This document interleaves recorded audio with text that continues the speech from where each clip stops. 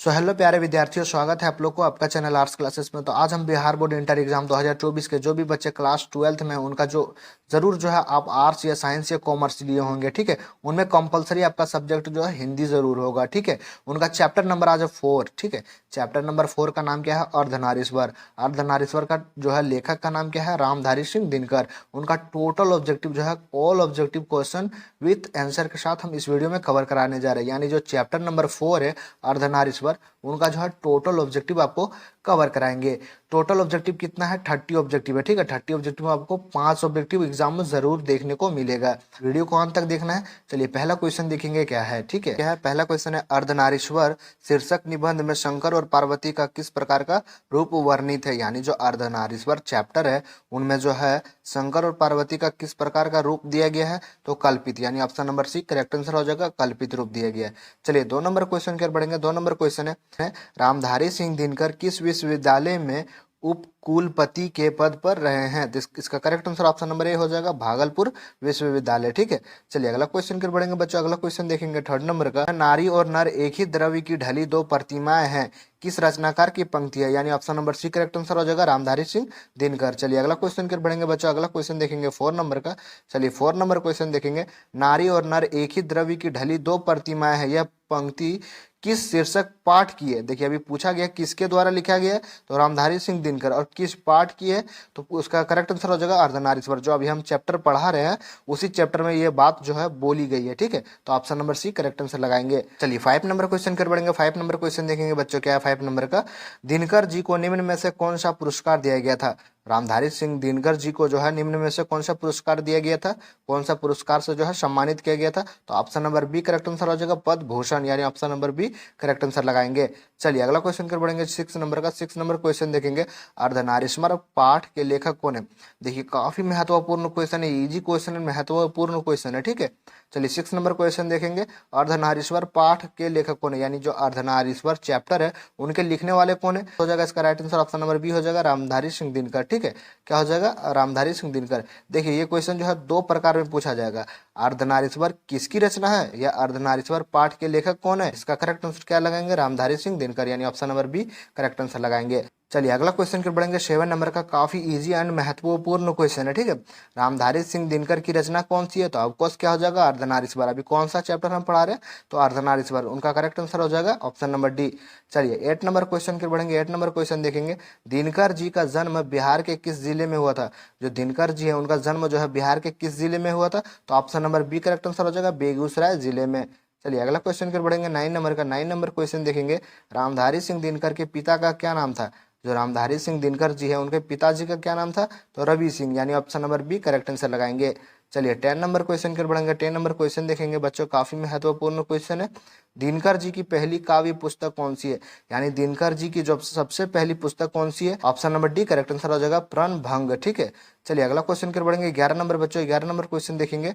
दिनकर जी की पहली कविता किस पत्रिका में प्रकाशित हुई थी? तो इसका correct answer option number A हो जाएगा, छात्र सहोदर, ठीक है, छात्र सहोदर, option number A correct answer लगाएंगे। चलिए 12 नंबर क्वेश्चन कर बढ़ेंगे बच्चों। 12 नंबर क्वेश्चन है, काफी महत्वपूर्ण क्वेश्चन है। दिनकर जी की पहली कविता कब प्रकाशित हुई थी?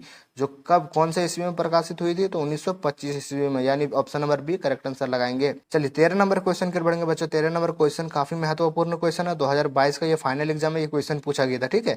तो निम्न में से रामधारी सिंह दिनकर की रचना कौन सी है? तो option number C correct answer हो जाएगा, उर्वशी, ठीक है। उर्वशी जो है रामधारी सिंह दिनकर द्वारा की गई रचना है, ठीक है। चलिए अगला 14 नंबर क्वेश्चन की बढ़ेंगे बच्चों। 14 नंबर क्वेश्चन है। बुद्ध और महावीर ने नारियों को कौन सा अधिकार दिया था? बुद्ध और महावीर जो है, गौतम बुद्ध और महावीर स्वामी ने जो है नारियों को कौन सा अधिकार दिया था? तो option number B correct answer हो जाएगा, भिक्षुणी होने का, ठीक है। Option number B correct answer लगाएंगे। चलिए 15 नंबर क्वेश्चन थोड़ा लॉन्ग क्वेश्चन है, ठीक है, ध्यान से समझना है आप लोग को।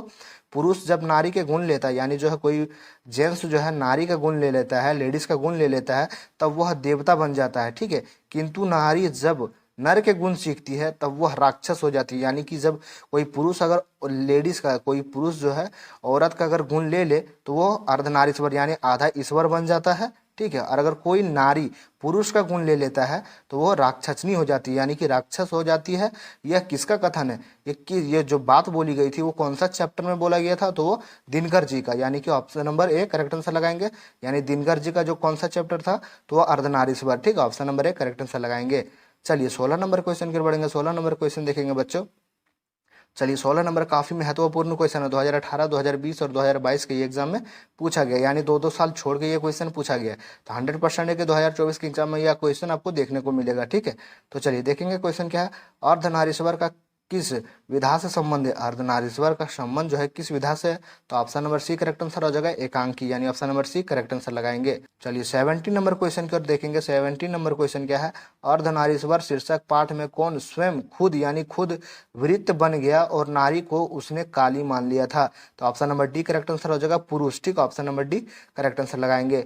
चलिए 18 नंबर क्वेश्चन की ओर बढ़ेंगे बच्चों। 18 नंबर क्वेश्चन देखेंगे। नारी तो हम हूँ करी, क्या है? नारी तो हम हूँ करी तब ना किया विचार, जब जानी तब पही, क्या है? परिहरी नारी महाविकार, ठीक है। यह पंक्ति जो बोला गया है वो कौन से चैप्टर में बोला गया है?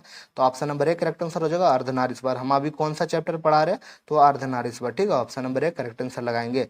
चलिए काफी आप लोग को देखिए ये थोड़ा जो है ये टॉपिक याद रखना होगा आप लोगों को, क्योंकि क्योंकि थोड़ा मुश्किल हो जाता है याद रखना कौन सी पंक्ति कौन से चैप्टर में लिखा गया है। तो आप लोग थोड़ा ध्यान से क्वेश्चन को देखना और याद करके जाना, क्योंकि एक क्वेश्चन तो आपको ये क्वेश्चन मिलेगा, ठीक है, जो कौन सा पंक्ति यह है कौन सा चैप्टर का है, ठीक है। तो ये क्वेश्चन आपको 2-3 क्वेश्चन देखने को मिलेगा एग्जाम में। तो चलिए 19 नंबर क्वेश्चन की ओर बढ़ेंगे। 19 नंबर क्वेश्चन है, निम्नलिखित में से कौन सी रचना दिनकर जी की नहीं है? यानी जो है कौन सी रचना दिनकर जी की नहीं है? तो देखिए उर्वशी जो है दिनकर जी का है, और क्या है? रश्मि रथी उनका भी जो है दिनकर जी का है, और कुरुक्षेत्र जो है दिनकर जी का। तो यानी जूठन जो है ओम प्रकाश वाल्मीकि का है शायद, ठीक है। तो जो है इसका correct answer option number C हो जाएगा। चलिए 20 नंबर क्वेश्चन की ओर बढ़ेंगे। निम्नलिखित में से कौन सी रचना दिनकर जी की है? यानी रामधारी सिंह दिनकर जी की है।